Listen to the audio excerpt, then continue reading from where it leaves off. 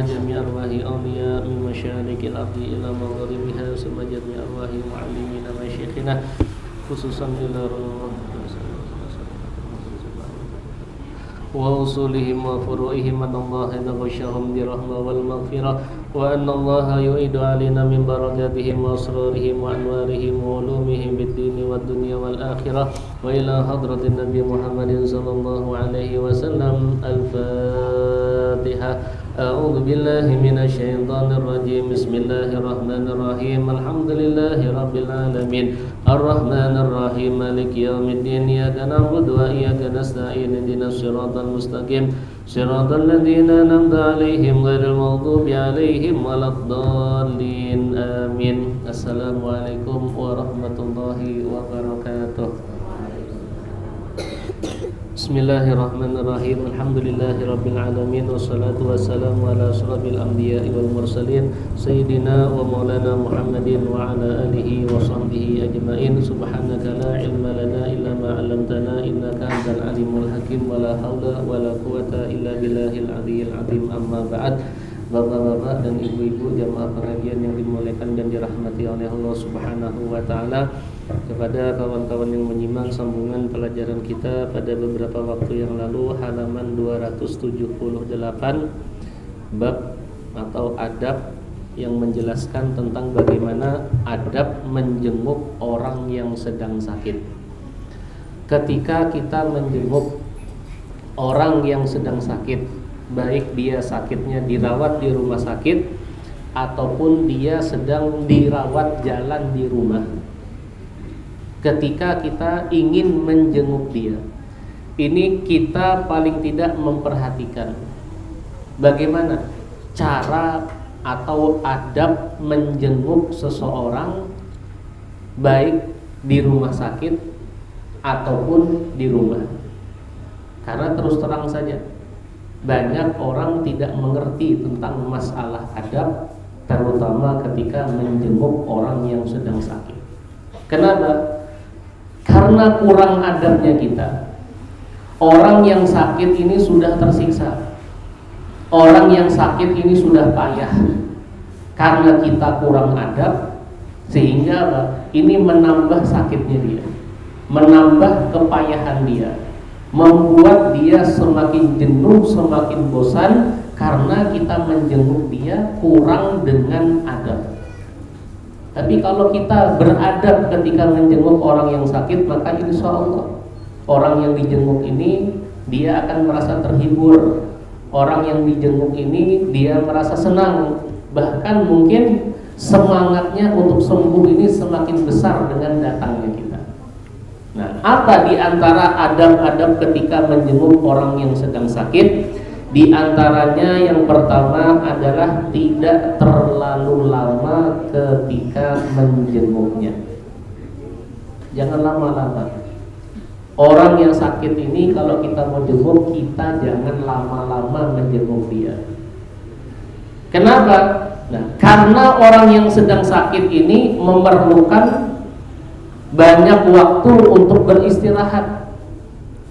Kan orang sakit ini tidurnya tidak tentu, tidak teratur. Kadang-kadang dia ingin tidur tidak bisa karena sakit. Yang mungkin tidurnya karena mungkin satu pengaruh obat. Itu pun tidak pasti jamnya, jam berapa dia tidur tidak pasti. Nah, jadi kalau kita ingin menjenguk orang yang sakit ini, jangan terlalu lama. Kecuali apa? Kecuali kalau dengan datangnya kita ke orang yang sakit tersebut ini membuat dia senang, membuat dia terhibur, membuat dia bergembira karena kita datang, maka tidak masalah.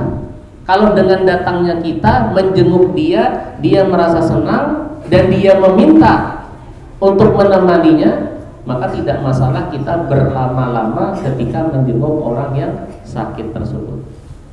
Ya. Jadi jangan terlalu lama menjenguk orang yang sakit. Nah, bahkan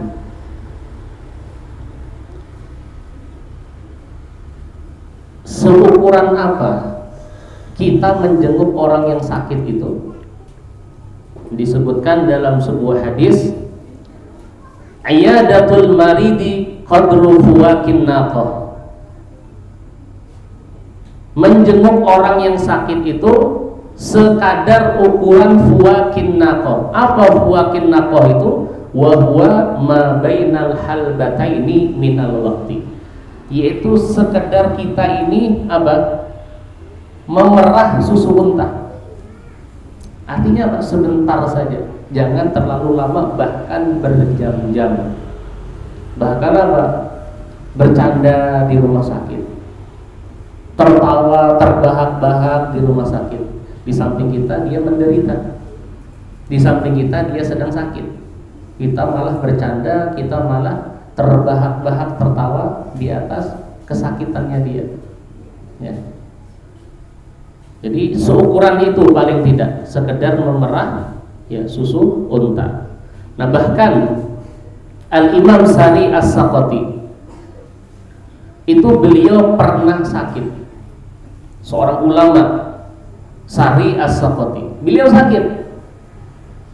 Nah, ketika beliau sakit, ya, datang kepada beliau sekelompok orang.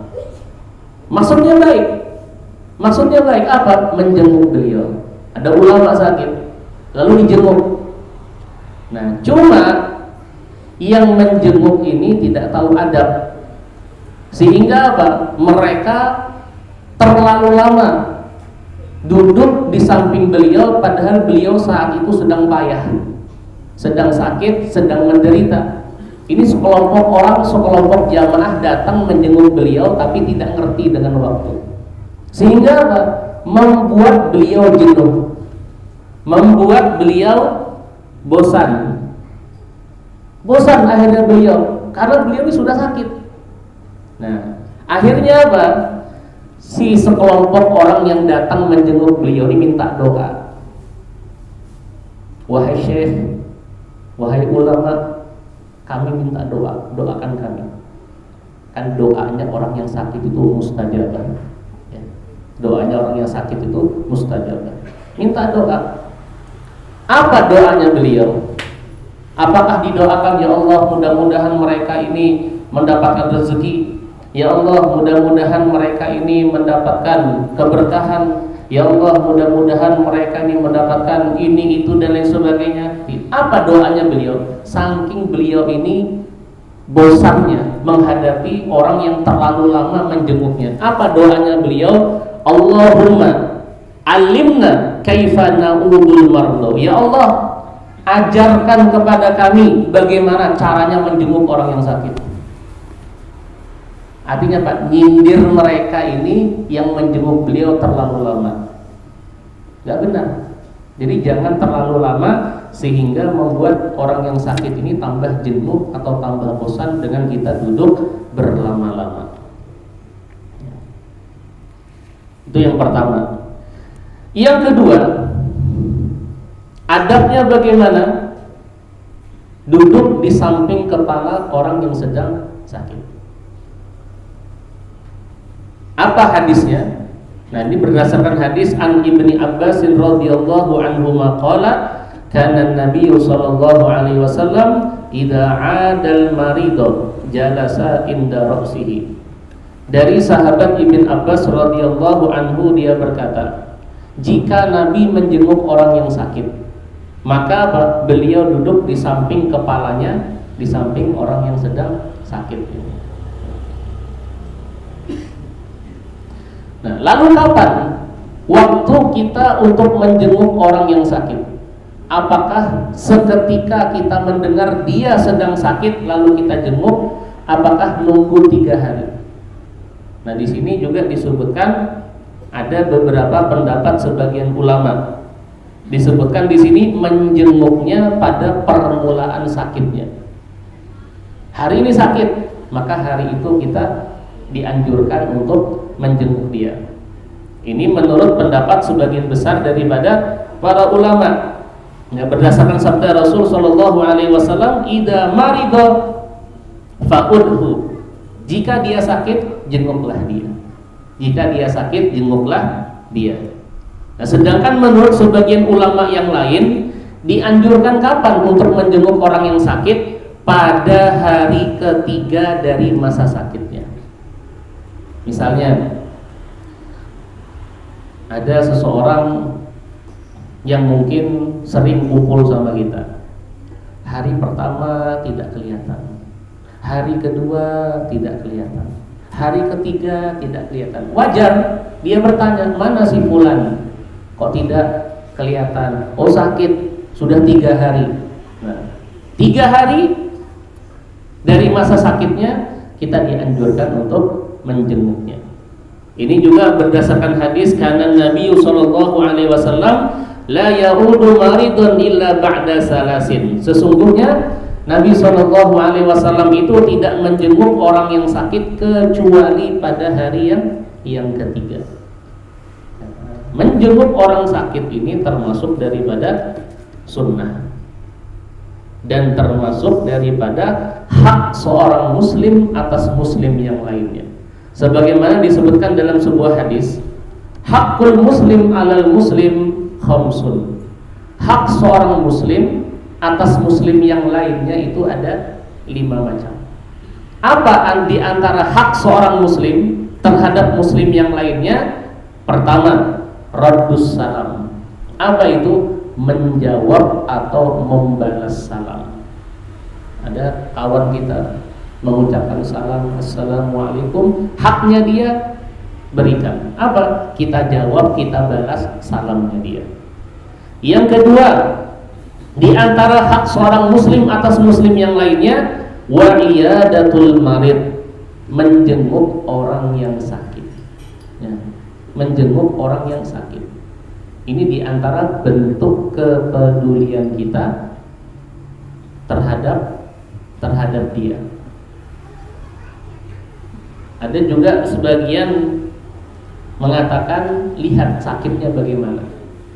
Kalau sakitnya ini berbahaya, menular, membahayakan, maka tidak masalah kita tidak menjenguknya, cukup kita mendoakannya saja. Tapi kalau katakan sakitnya ini tidak membahayakan, tidak menular, jenguk dia supaya dia terhibur, supaya dia ada harapan semangat untuk cepat sembuh dengan datangnya kita menjenguk dia. Kemudian juga di antara hak muslim atas muslim yang lainnya adalah wattiba'ul janaiz, mengantarkan jenazah. Mengantarkan jenazah apabila dia telah meninggal dunia. Wa ijabatud da'wah, memenuhi panggilannya atau memenuhi undangannya. Kalau kita tidak repot, tidak ada udzur, tidak ada halangan, penuhi panggilannya, penuhi daripada undangannya. Dan yang terakhir adalah wa tashmitul atisi, mendoakan orang yang bersin. Ketika dia mengucapkan alhamdulillah, doakan yarhamukumullah. Ya, doakan dia ketika dia bersin. Apa keutamaannya menjenguk orang yang sakit? Orang yang menjenguk orang sakit ini ada keutamaannya, ada fadilahnya. Dalam sebuah hadis disebutkan, ma min muslimin ya'udu musliman gudwatan.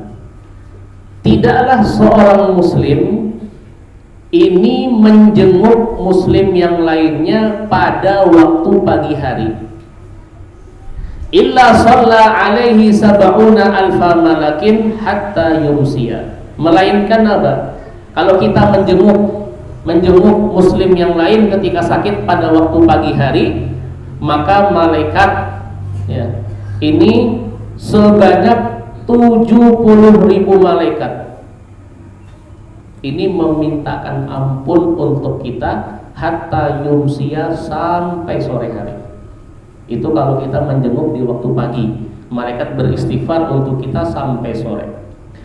Wa in adahu asyiyatan, dan jika kita menjenguknya dan jika dia menjenguknya pada waktu sore hari, illa shalla alaihi sab'una alfa malakin hatta yusbiha. Melainkan apa? Malaikat 70.000 malaikat ini beristighfar untuknya sampai pada waktu pagi hari. Wa kana lahu kharifun fil jannah, dan baginya dia mendapatkan buah yang dipetik di dalam surga. Jadi kalau dia menjenguk orang yang sakit pada waktu pagi hari, maka sebanyak 70.000 malaikat ini memintakan ampun untuk dia sampai sore hari. Kalau dia menjenguk pada waktu sore hari, maka 70.000 malaikat ini akan memintakan ampun untuk dia sampai pada pagi hari. Itu keutamaan menjenguk orang yang sakit.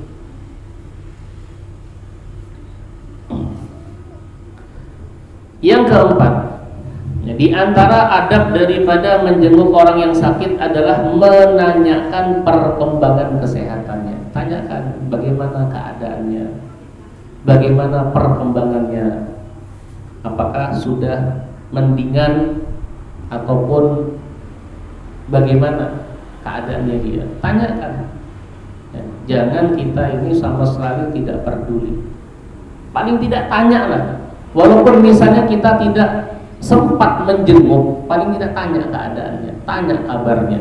Apalagi dia adalah katakan orang yang hari-hari sering kumpul dengan kita, kawan kita, guru kita, ya. Jangan sama sekali tidak peduli dan tidak mau tahu dengan keadaannya dia. Jangan. Nah, kemudian juga apa? Tanya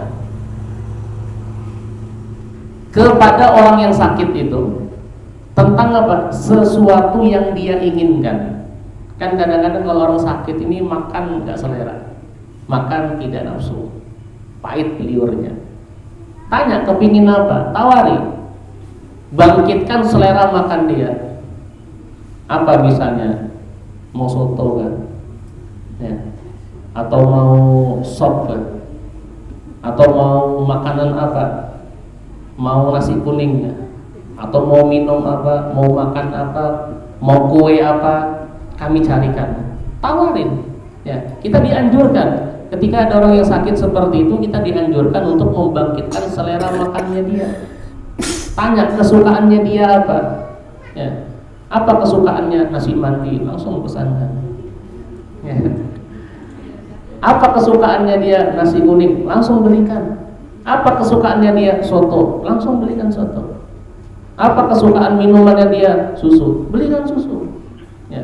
Perkara nanti dimakan atau tidak dimakan, diminum atau tidak diminum, dah urusan belakangan. Yang penting kita belikan apa yang menjadi kesukaan orang yang sakit tersebut. Kemudian yang keenam apa? Jangan terlalu sering kalau menjenguk orang yang sakit itu. Jangankan ketika sakit, ketika tidak sakit saja, kita kalau bisa mau ziarah berkunjung jangan terlalu sering. Zur iban tasdad hubban. Ziarahlah engkau, berkunjunglah engkau giban jarang-jarang. Tasdad hubban, maka bertambah kecintaan. Ya. Tapi kalau setiap 1 jam datang, 1 jam datang, setengah jam sekali datang, bosan lihat mukanya orang ini. Ya. Sudah datang nggak bawa apa-apa, malah menghabiskan apa yang ada. Akhirnya apa? Aduh, ini lagi yang datang. Aduh, ini lagi yang datang. Akhirnya orang menghindar. Kenapa? Terlalu sering dikunjungi. Terlalu sering kunjung. Jadi kalau mau berkunjung supaya kecintaan itu bertambah, jarang-jarang, seminggu sekali. Ya. Makanya coba perhatikan.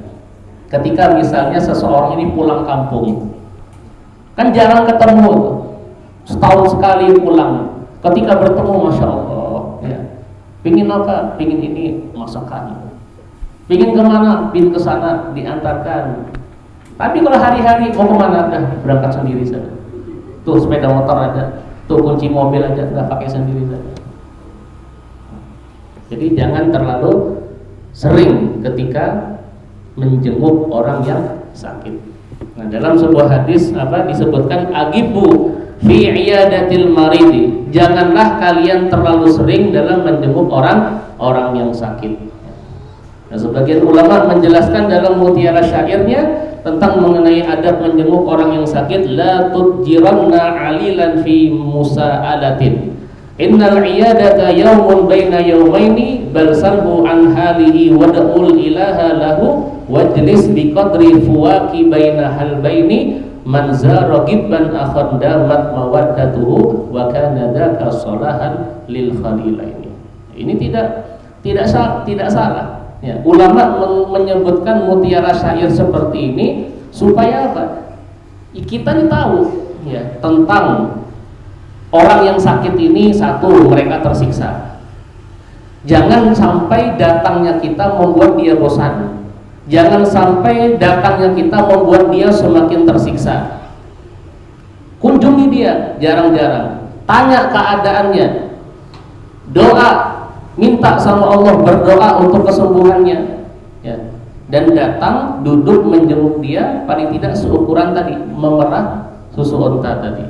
Dan barang siapa yang mengunjungi saudaranya ya jarang-jarang, maka akan langgeng kecintaannya terhadap dia. Dan ini bagus ya. Ini cara seperti ini baik untuk diamalkan. Nah, kemudian di antara adab yang selanjutnya Pak, mendoakannya. Bagaimana? Dengan cara meletakkan tangannya tepat di tubuh orang yang sedang sakit. Tapi ingat, kalau sama mahram tidak masalah, atau sesama jenis tidak masalah. Tapi kalau beda jenis jangan pegang-pegang. Ya, jangan pegang-pegang, mumpung katanya. Kasihan dibelai-belai rambutnya. Pegang-pegang jangan, tidak boleh. Ya. Tapi kalau sesama jenis, misalnya kawannya sakit, ya pegang. Kemudian apa? Doakan dia dengan doa berikut ini sebanyak 7 kali. As'alullahal azim rabbal arsyil azim an yashfiyaka. Doakan dia dengan doa seperti ini di bagian tubuhnya yang sakit sebanyak 7 kali.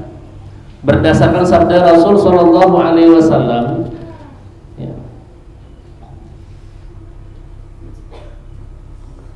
Inna min tamamil iyadati anta doa yadaka alal marid. Ya, sesungguhnya di antara kesempurnaan menjenguk orang yang sedang sakit itu hendaknya kamu meletakkan tanganmu pada tubuh orang yang sakit sambil mendoakannya.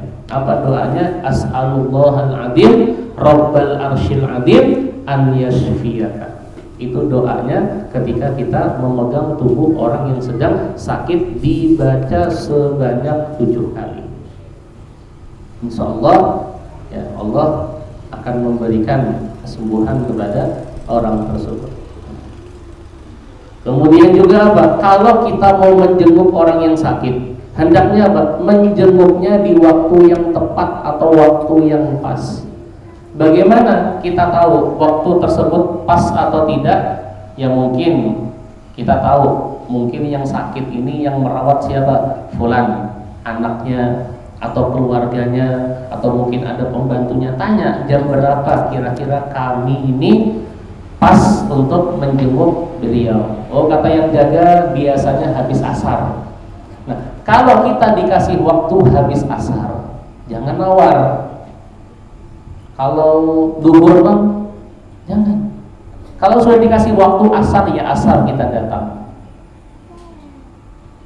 Karena mungkin kalau waktu duhur ini orang sedang istirahat, atau di waktu duhur dia mungkin sedang makan. Waktu asar, ba'dal asar, sesudah asar santai, ya sudah habis asar kita datang. Cari waktu yang pas dan jangan terlalu memaksakan diri.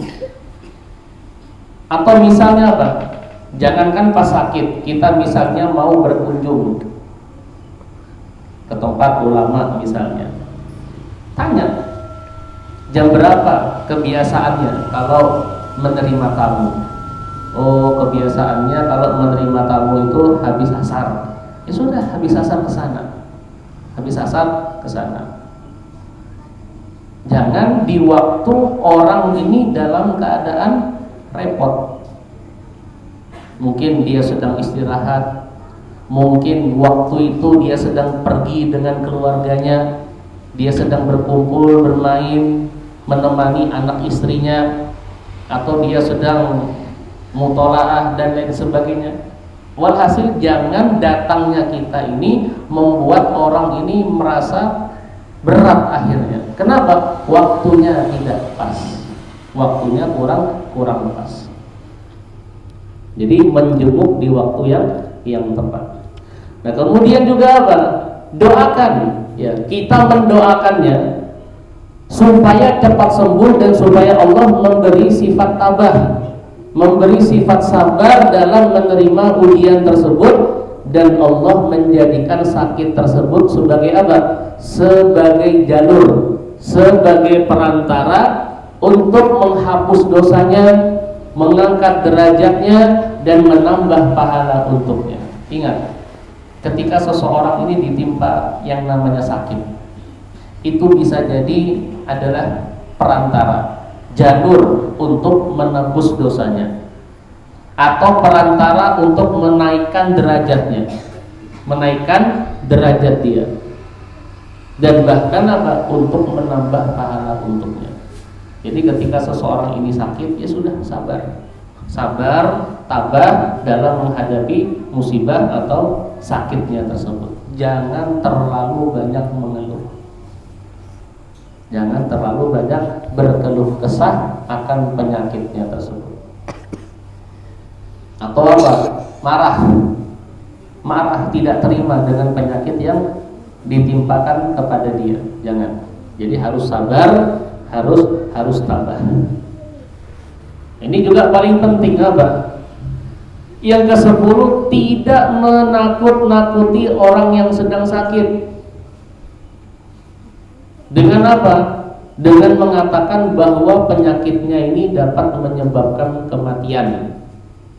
Misalnya kita mendengar ada mungkin saudara kita, teman kita sakit apa? Kanker stadium sekian misalnya.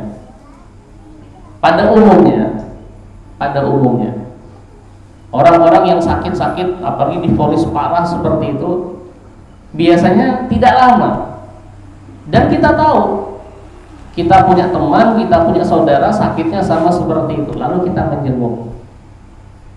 Sampai di sana, tanya kabarnya, lalu dia cerita, aku ini divonis dokter sakit begini, katanya ya sudah stadium sekian. Apa yang perlu kita lakukan? Jangan kita malah menakut-nakuti dia. Oh iya, paling besok meninggal sudah. Ya. Paling besok meninggal sudah. Jangan. Ini apa? Mengecilkan hatinya dia. Akhirnya dia punya semangat tadi yang semangatnya ingin sembuh, akhirnya putus asa. Dia takut, kecil hatinya. Terus bagaimana? Nah, beri harapan yang tinggi kepadanya bahwa dia akan mendapatkan kesempurnaan yang sempurna. Kasih semangat dia. Insya Allah Allah memberikan engkau kesembuhan. Ya, jangan ditakut-takuti. Nah ini berdasarkan sabda Rasul Sallallahu Alaihi Wasallam, "Idza dakhaltum 'alal maridi fanafisu lahu fi ajalihi, fa inna dzalika la yaruddu syai'an wa yutayyibu nafsahu." Jika kalian menjenguk orang yang sedang sakit, maka apa? Hiburlah kesedihannya atas rasa takut datangnya ajal atau kematian, yaitu dengan mengabarkan bahwa dia akan sembuh dari penyakit tersebut, karena sesungguhnya perkataan tersebut tidaklah dapat menolak sesuatu yang akan terjadi, akan tetapi hanya untuk menenangkan jiwanya. Masalah mati itu urusan Allah. Kita tidak bisa menentukan matinya kita. Kita sendiri tidak tahu kapan kita mati, di mana kita mati, umur berapa kita mati. Tapi ingat, kematian itu pasti akan datang. Ya, masing-masing dari kita itu pasti akan mengalami yang namanya kematian. Cuma sekarang yang perlu menjadi tugas kita, bagaimana kita mempersiapkan untuk menghadapi yang namanya kematian tersebut. Apa sanggup kita? Apa modal kita? Apa bekal kita untuk menghadapi yang namanya kematian? Kita tidak bisa lari. Kita tidak bisa lari daripada yang namanya kematian. Walaupun kita menghindar kemanapun, kalau sudah ajalnya sampai di situ pasti akan mati. Ya. Sekarang tugas kita apa? Untuk mempersiapkan menghadapi yang namanya kematian. Ya, kita melakukan ibadah-ibadah, perbanyak amal kebaikan, perbanyak amal-amal soleh. Karena itu nanti yang akan bermanfaat untuk kehidupan kita yang selanjutnya. Nah, kemudian juga apa yang ke-11? Di antara adab orang yang sakit, mengingatkan orang yang sedang sakit untuk selalu menjaga sholatnya. Jadi bukan alasan sakit lalu meninggalkan sholat, tidak. Dalam keadaan apapun, baik kita sehat, baik kita sakit, baik kita dalam keadaan bepergian ataupun tidak bepergian, yang namanya sholat tetap harus dikerjakan dan tidak ada alasan untuk meninggalkan yang namanya sholat. Dan apa? Jelaskan kepadanya bahwa sholat tidak boleh ditinggalkan. Tidak boleh ditinggalkan dalam keadaan apapun. Kalau dia tidak mampu sholat dengan cara berdiri, ajarkan kepadanya bahwa sholat boleh dilakukan dengan cara duduk. Kalau tidak mampu duduk, maka boleh dengan cara berbaring. Ya. Dan tidak, apabila dia tidak mampu untuk berwudu, boleh dengan tayamum. Ala kulli hal, bagaimanapun keadaannya, kalau kita mampu sholat dalam keadaan berdiri, wajib kita sholat dalam keadaan berdiri. Ya. Jangan kita mampu berdiri tapi sholatnya duduk. Jangan.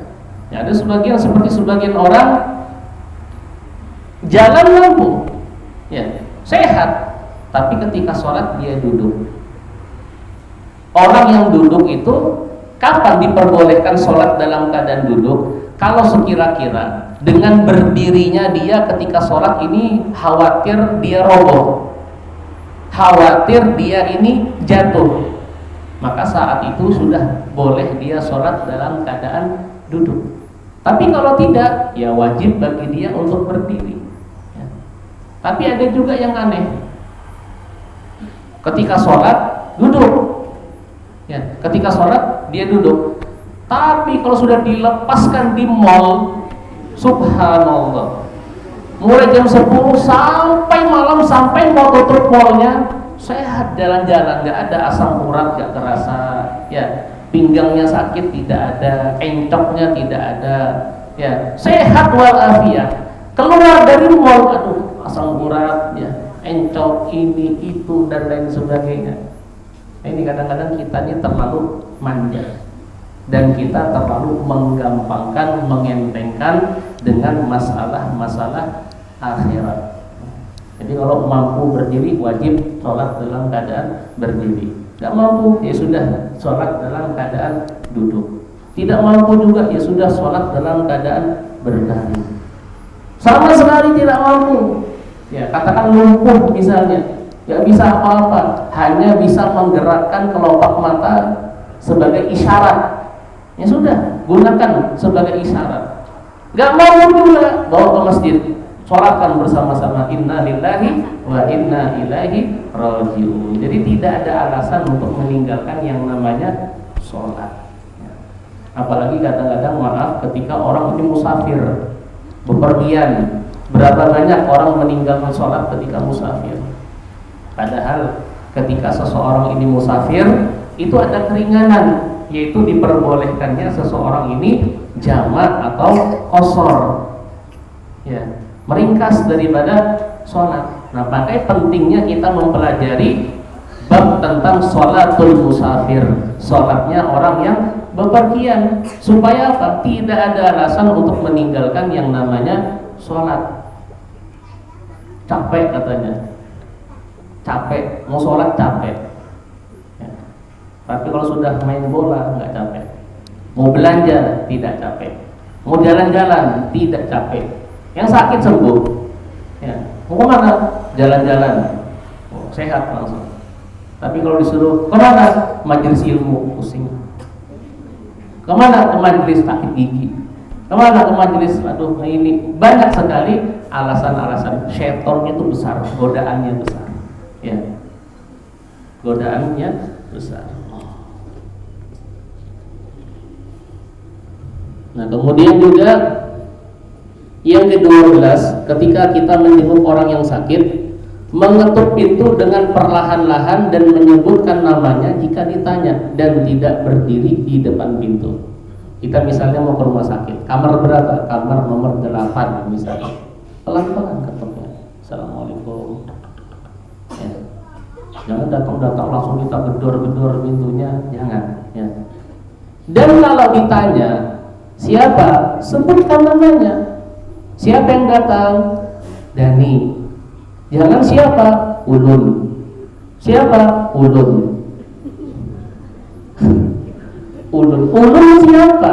Sebutkan nama kita. Fulan, Dani misalnya. Dan Fulan misalnya. Jelas. Jangan ulun. Pernah Nabi itu pernah didatangi seseorang, ya. Lalu ditanya, "Man, siapa?" "Ana." "Man, ana." Akhirnya apa? Nabi ini seakan-akan nggak senang dengan jawaban dia, mengatakan ana. Maksudnya apa? Sebutkan namamu siapa. Ya, namamu siapa? Sebutkan Fulan, ya, bin siapa, supaya apa? Jelas.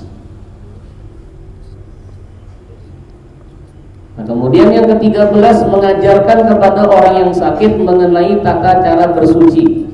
Nah, hal ini jika yang menjenguknya termasuk golongan ulama atau seseorang yang paham tentang hal tersebut, ya.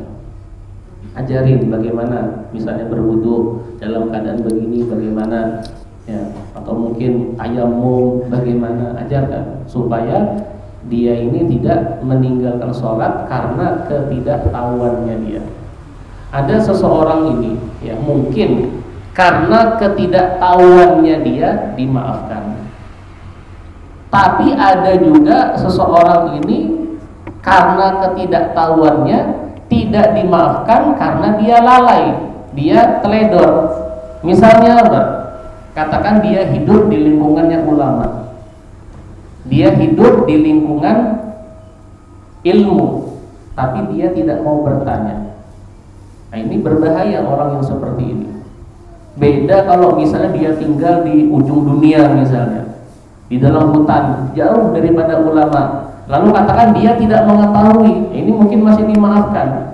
Tapi kalau dia tinggal di lingkungannya para ulama, lingkungan yang di situ ada majelis-majelis ilmu, tapi dia tidak mau bertanya, nah ini hati-hati. Ya. Ini tidak dimaafkan dan bukan termasuk udzur. Ini termasuk kelalaian dia, termasuk daripada taksir, kekurangan atau kelalaian dia. Nah, Al-Habib Ahmad bin Hasan Al-Attas meriwayatkan. Nah, ini ada ya, amaliyah, bisa kita katakan amaliyah. Al-Habib Ahmad bin Hasan Al-Attas meriwayatkan bahwa ayat berikut ini mujarrab. Apa mujarrab? Terbukti untuk menyembuhkan segala penyakit. Apa ayatnya? Wa bil haqqi anzalnahu wa bil haqqi nazal. Ya, dalam surat Al-Isra ayat 105, wa bil haqqi anzalnahu wa bil haqqi nazal. Ini dibaca sebanyak 70 kali di tempat yang sakit. Ya, di tempat yang sakit. Misalnya mana yang sakit tangannya, baca wa bil haqqi anzalnahu wa bi haqqi nazal, wa bi haqqi anzalnahu wa bi haqqi nazal sebanyak 70 kali. Insyaallah ini mujarrab untuk menyembuhkan segala penyakit. Kemudian Al-Habib Abdul Bari bin Syekh Al-Idrus radhiyallahu anhu juga meriwayatkan bahwa doa berikut ini mujarrab untuk menyembuhkan segala penyakit. Apa? Sayyiduna Muhammadur Rasulullah sallallahu alaihi wasallam syifa'un likulli da'in. Ya, Nabi Muhammad adalah penyembuh untuk segala penyakit. Ini dibaca sebanyak 3 kali, kemudian ditiupkan kepada tempat yang sakit juga sebanyak 3 kali. Kemudian ada lagi doa yang diriwayatkan dari Sayyidina Al-Imam Abdullah bin Mubarak untuk menyembuhkan segala penyakit, aqsamtu alaiki ayyatuhal illatu bi'izzati izzatillah wa bi'adhamati adhamatillah wa bi jalali jalalillah wa bi qudrati qudratillah wa bi sultani sultanillah wa bi la ilaha illallah wa bima jaral qalamu min indillah wa bila haula wa la quwata illa billah illan sarafti. Ada lagi Al-Habib Ali bin Abdurrahman Al-Masyhur meriwayatkan, jika seseorang sakit dianjurkan baginya apa? Sedekah. Dianjurkan baginya sedekah.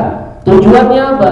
Untuk mendapatkan kesembuhan, dan tatkala memegang sedekah yang akan dibagikan, maka bacalah doa berikut ini. Alhamdulillahirabbil alamin. Allahumma shalli wa sallim ala sayyidina Muhammadin wa ala alihi fi kulli lahzatin abada adada ni'amillahi wa ifdali. Allahumma inni sami'tu an nabiyyika wa habibika sayyidina Muhammadin sallallahu alaihi wasallam annahu qala dawu mardakum bis sadaqah wa inni udawi nafsi wa la nazala alayya minal amradi wal asqam bihada. Ya, tunjuk kepada sedekahnya. Allahumma ishtaraitu nafsi wa jismi fi dhahiri wa batini bihada. Allahumma taqabbalhu minni innaka antas samiul alim wa tub alayya innaka antat tawwabur rahim bi jahi sayyidina Muhammadin sallallahu alaihi wasallam. Karena ada hadis Nabi mengatakkan dawu mardakum bis shadaqah, obatilah yang sakit di antara kalian dengan sedekah. Ya, sebagaimana ada sebuah kisah nyata yang terjadi pada seorang wanita di Riyadh yang divonis dokter kena kanker. Ya.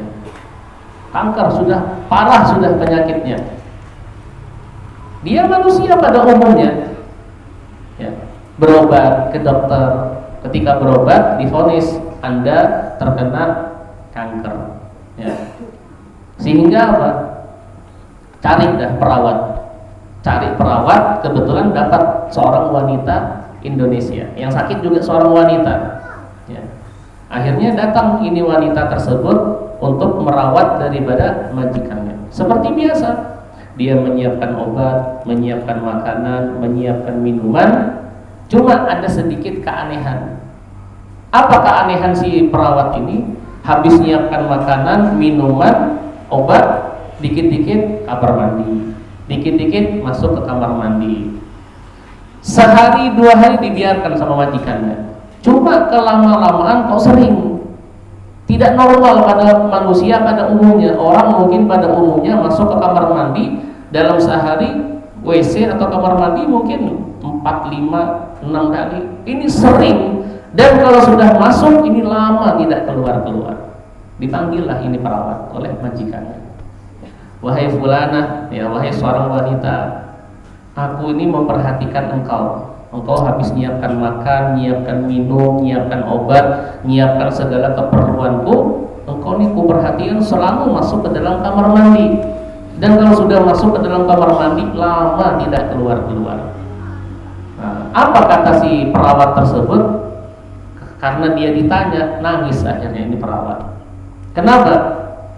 Cerita akhirnya. Wahai nyonya, wahai majikanku, ya sesungguhnya aku ini adalah sepasang pengantin baru. Dan aku ini mempunyai bayi yang masih kecil. Katakan masih sekian bulan umurnya. Kebetulan di Indonesia keadaan kami ini, ekonomi kami ini memburuk, ya. Katakan kehidupan kami ini susah. Kebetulan saat itu aku mendapat panggilan untuk berangkat kerja ke luar negeri, maka aku berangkat. Aku tinggalkan anakku, aku titipkan anakku yang masih kecil kepada suamiku dan keluarganya. Kenapa aku masuk ke dalam kamar mandi? Maaf, aku punya payudara ini sakit, bengkak karena ASI-nya tidak ada yang meminumnya, tidak keluar. Maka aku peras dalam kamar mandi itu sehingga kuranglah rasa sakit dan nyeriku yang sangat tersebut. Ya. Maka akhirnya apa? Ini karena sesama wanita, mereka paham, mereka saling mengerti. Nangis juga majikannya. Dia bisa merasakan bagaimana sakitnya. Dia bisa merasakan bagaimana perasaan seorang ibu meninggalkan anaknya yang masih kecil, yang seharusnya anaknya yang masih kecil ini masih menyusu kepada orang tuanya. Akhirnya apa? Dipanggil ini perawat, dikasih gaji dia bekerja selama 2 tahun dikasihkannya. Dibelikan tiket pulang, dikasihkan gaji dia bekerja selama 2 tahun. Ini bingung perawatnya, padahal dia masih kerja sekian bulan, sedangkan kontraknya 2 tahun. Dia bertanya, wahai majikanku, wahai nyonya, ini terlalu banyak dan aku hanya baru beberapa bulan saja. Kenapa engkau kasih dengan uang jumlah segini? Apa kata majikannya? Sudah, ini hadiah untukmu. Ya, aku sedekah kepadamu.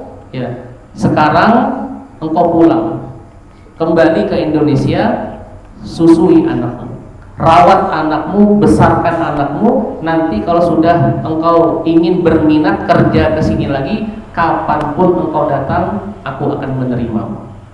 Pulang akhirnya ini orang ke Indonesia. Subhanallah, si wanita yang sakit tadi ini datang waktunya check up kontrol. Berangkat dia ke rumah sakit menemui dokter yang memeriksa dia. Seperti biasa, ketemu dengan dokter, ditanya kabarnya, keadaannya bagaimana, kemudian apa? Mau di check up dengan alat, diperiksa. Bingung dokternya, loh, kok tidak ada? Kankernya kok tidak ada, tidak kelihatan. Mungkin kabelnya mungkin ada yang lepas, atau mungkin komputernya error. Dicoba lagi, subhanallah, 2 kali, berkali-kali tidak ada penyakitnya. Dokternya bingung, wahai nyonya, Anda minum obat apa? Anda berobat dengan obat apa? Ya dia menjawab, aku berobat dengan sebagaimana obat yang kau kasih. Tapi di samping itu, aku juga menjalani pengobatan yang diajarkan oleh Rasulullah, yang mana Nabi mengatakan, dawu mardokum bis sodaqah, obatilah yang sakit di antara kalian dengan sedekah. Aku bersedekah. Subhanallah, akhirnya apa? Dia punya penyakit itu sembuh total dengan berkat sedekah. Ini bentuk ikhtiar kita. Kalau kita sudah berobat kemana-mana, misalnya kok tidak kunjung ada hasilnya, tidak sembuh-sembuh, coba dawu mardokum bis sedekah, obatilah yang sakit di antara kalian dengan sedekah. Maka insya Allah dengan izin Allah penyakitnya akan disembuhkan dan diangkat oleh Allah Subhanahu wa taala. Nah, kemudian di sini ada sebuah faedah tentang tips atau cara hidup sehat. Al-Imam Ali bin Abi Thalib berkata kepada putranya, yaitu Sayyidina Hasan bin Ali, aku mengajarimu 4 hal, kata beliau. Kalau kamu mengamalkannya, maka kamu tidak memerlukan kepada obat. Apa kata beliau? Yang pertama, jangan kamu makan kecuali kalau dalam keadaan lapar. Ya, kalau nggak lapar jangan makan, tapi kalau lapar makan. Itu yang pertama. Yang kedua, berhentilah makan sebelum kenyang. Kalau kita kan nunggu meriga, bersendawa, ya, nunggu orang Jawa bilang gelegean, baru berhenti makan. Ya. Nah ini kalau bisa sebelum kenyang berhenti. Yang ketiga, kunyahlah makanan sampai sangat lembut. Artinya apa? Kalau makan tuh dikunyah, jangan baru langsung ditelan langsung, dikunyah dulu ya, dinikmati, makan dikunyah sampai lembutnya. Dan yang keempat, masuklah ke kamar mandi untuk buang air kecil atau besar tatkala kamu akan tidur. Ya. Dan kalau bisa, ya memang seharusnya seperti itu. Mau tidur, kita buang hajat dulu, buang air kecil dulu, supaya apa? Takutnya ngompol. Ya. Gak lucu kalau sudah besar begini masih ngompol di kamar, ini tidak lucu. Ya kalau anak-anak kecil seumuran ini ngompol wajar. Lah ini sudah beranak bercucu masih ngompol di kamar mandi. Ya jadi kencing dulu. Dan tidak bagus menahan hajat, menahan kencing. Tidak bagus, nanti jadi penyakit. Jadi dibuang dulu kotorannya, baru nanti dia tidur. Nah ini dikutip dari kitab At-Tib karya Al-Habib Zain bin Sumer.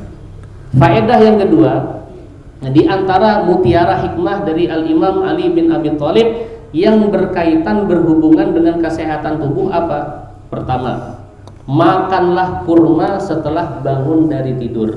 Apa faedahnya? Dapat membunuh ulat yang terdapat di dalam perut. Jadi makan kurma setelah bangun daripada tidur. Yang kedua, makan kismis merah. Apa? Anggur yang telah dikeringkan. Kismis merah berapa? 21 butir.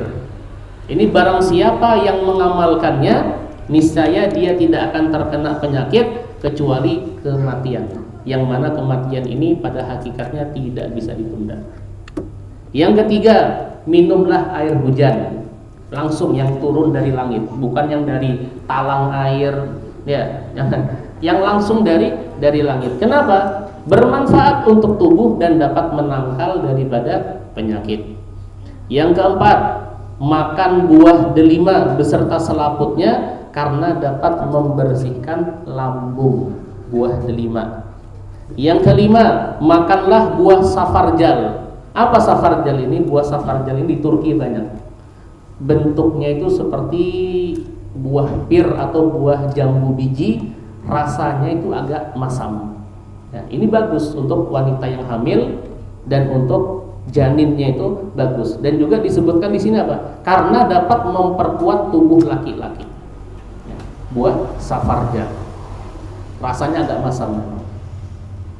Dan yang keenam, makanlah labu kuning karena dapat membuat pola pikir otak menjadi cemerlang. Ya, dikasih labu, makan labu kuning. Ini juga dinukil, dikutip dari kitab At-Tib Al-Habib Zain bin Sumed.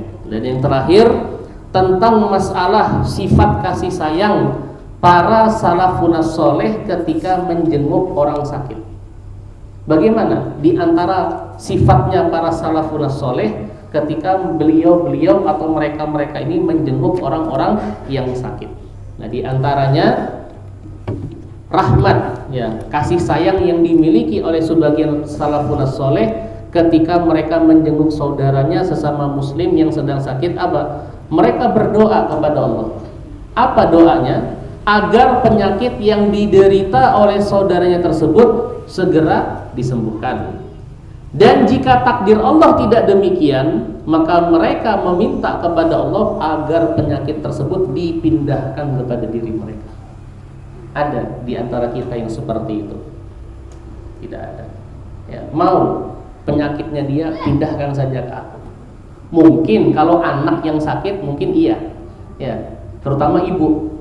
Ya, misalnya anaknya itu sakit tidak sembuh-sembuh, ya Allah, coba bisa dipindah sakit anakku, aku saja yang sakit ya Allah. Orang tua mungkin masih seperti itu. Tapi kalau orang lain, ya, wah, berat ini sakitnya nih, berat tuh sakitnya. Mungkin dia tidak mau, berharap penyakitnya dia dipindahkan kepada dia. Tapi para salafun soleh seperti itu. Dia mendoakan orang yang sakit supaya diberi kesembuhan. Tapi kalau ternyata takdir berkata lain, tidak sembuh-sembuh, mereka berdoa berharap supaya sakitnya dipindahkan saja kepada dia. Nah, Al-Imam Abdul Wahhab bin Ahmad Asy-Sya'rani berkata, "Wa kana akhi Asy-Syaikh Afdaluddin rahimahullahu taala idza dakhala ala maridin yaqulu bi tawajjuhin tamin, Allahumma in kana hadzal maradul ladzi huwa fi akhi yaqbalu naqla fanqulhu ilayya wasayyirni alaihi waqdurni ala tahammulihi." Yang artinya apa? Dan sesungguhnya saudaraku, yaitu Syekh Afdaluddin, semoga Allah merahmatinya, jika beliau menjenguk orang yang sedang sakit, maka beliau membaca doa berikut ini dengan khusyuk.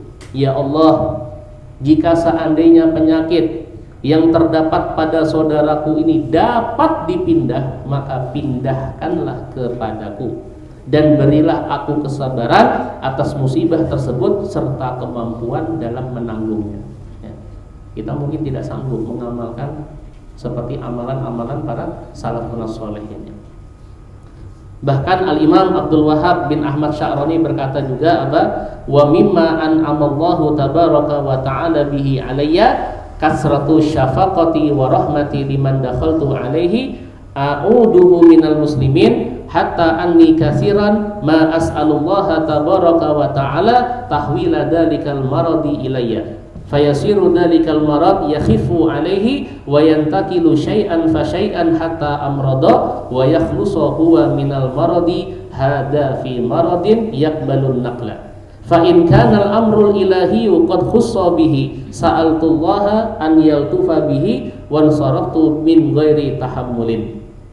Artinya apa? Di antara nikmat yang dianugerahkan kepadaku oleh Allah yang maha berkah dan maha tinggi, yaitu besarnya rasa kasihanku dan kasih sayangku tatkala aku menjenguk saudaraku dari kaum muslimin, sampai sering sekali aku memohon kepada Allah yang maha berkah dan maha tinggi apa? Untuk memindahkan penyakitnya kepadaku, untuk memindahkan penyakit tersebut kepadaku, supaya penyakit tersebut menjadi ringan baginya sampai aku pun menjadi sakit.